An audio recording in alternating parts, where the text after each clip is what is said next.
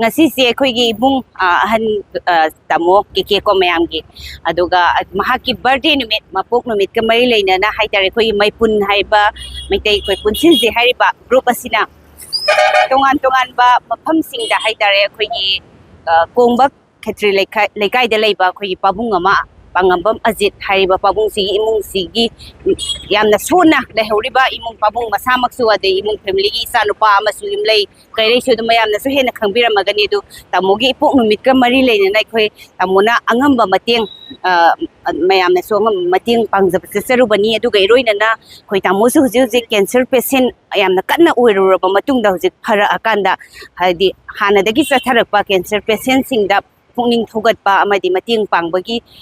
adugi satharakpa amoina tamogi birthday ga mari leina na khoi gi huji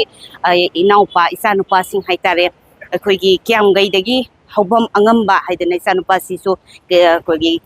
kemo tawdana Jennings hospital da laying ima gi so angamba mateng loinana handaki leibaki irang da yamna leibak thiba mayamgi mokta haitare leibak thiba thawdo ama thokiba khoi gi naunupa somorjit adigi tongan ba singba anabasingi sonbasingi mafamda chalaga khoi MEIPUN gi teamna khoi marup sing ibung sing pa sing me ang punjalaga tamogi ipok numit ka mari leina na khoina sumaina angamba mateng mateng se khoi asta sengbadi tamogi side tagi khoi ibung sigi side tagi magi birthday gi mari leina na mana pangjabani aikoina support tawbo oina aikoina